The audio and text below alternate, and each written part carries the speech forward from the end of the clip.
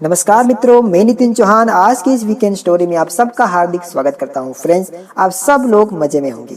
आज की कहानी है एक सेठ और श्री कृष्ण की। एक सेठ जी भगवान श्री कृष्ण जी के परम भक्त थे।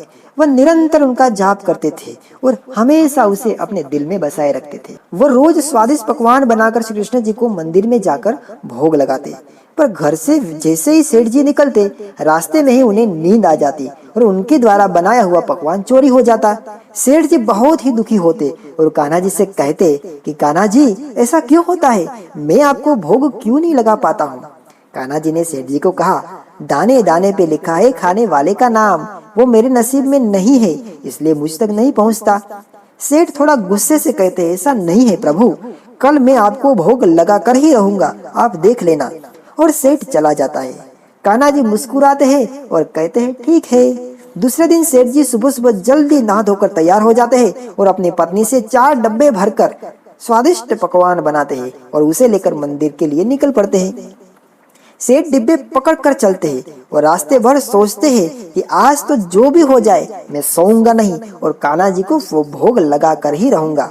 मंदिर के रास्ते में ही उन्हें एक भूखा बच्चा दिखाई देता है और वो सेठ के पास आकर अपने हाथ फैलाता है और कहता है कि मुझे कुछ दे दो। सेठ उसे ऊपर से नीचे तक देखता है। एक 5-6 साल का बच्चा, हड्डियों का ढांचा। उसे उस पर तरस आ गई और उसमें से एक लड्डू निकालकर उस बच्चे को दे दिया। जैसे ही वह उस बच्चे को लड्डू देता है, बहुत से बच्चों की भीड़ लग जाती है। ना जाने कितने दिनों से ये कोई खाया पिया ही नहीं है। सेठ को उन पर करुणा आ जाती है। सेठ जी सबको पकवान बांटने लगते हैं और देखते ही देखते सारे पकवान खाली हो जाते हैं। फिर उसे याद आता है, अरे आज तो मैंने कान्हा जी को भोग लगाने का वादा किया था। सेठ सोचते हैं कि मंदिर पहुंचने से पहले ही मैंने भोग खत्म कर दिया। अधूरा सा मन लेकर वो मंदिर पहुंच जाते हैं और कान्हा जी की मूर्ति के सामने हाथ जोड़े बैठ जाते हैं। कान्हा प्रकट होते हैं और सेठ को चिढ़ाते हैं, क्यों? लाओ जल्दी लाओ मेरा भोग, मुझे बहुत भूख लगी है, मुझे पकवान खिलाओ।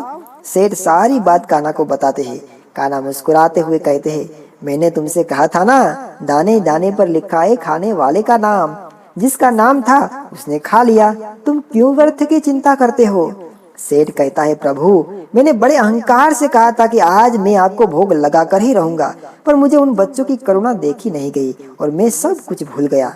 कान्हा फिर मुस्कुराए और कहते हैं, चलो आओ मेरे साथ आओ। और सेठ को उन बच्चों के पास ले जाते हैं जहाँ सेठ ने उन्हें खाना खिलाया था और सेठ से कहते हैं, जरा देखो कुछ नजर आ रहा है? सेठ की आंखों से आंसुओं का सैलाब बहने लगता है। स्वयं बांके बिहारी लाल उन भूखे बच्चों के बीच खाना लेकर लड़ते नजर आ रहे हैं। कान्हा जी कहते हैं, वही वो पहला बच्चा है जिसकी तुमने भूख मिटाई। मैं हर जीव में हूँ, अलग अलग भेष में हूँ, अलग अलग कलाकारी में हूँ। अगर तुम्हें लगे कि ये काम मैं इसके लिए कर रहा था पर वो दूसरे के लिए हो जाए तो उसे मेरी ही इच्छा समझना, क्योंकि मैं तो वही कर रहा हूँ। सेठ कान्हा के चरणों में गिर जाते हैं और कहते हैं, आपकी माया आप ही जाने प्रभु। प्रभु मुस्कुराते हैं और कहते हैं, कल मेरा भोग मुझे ही देना, दूसरों को नहीं। प्रभु और भक्त हंसने लगते हैं। इसीलिए सदैव प्रसन्न रहिए और याद रखिए, जो प्राप्त है वही पर्याप्त है। जिसका मन मस्त है उसके पास समस्त है। हरे कृष्णा कृष्णा कृष्णा हरे हरे, हरे रामा रामा रामा हरे हरे। प्रणाम।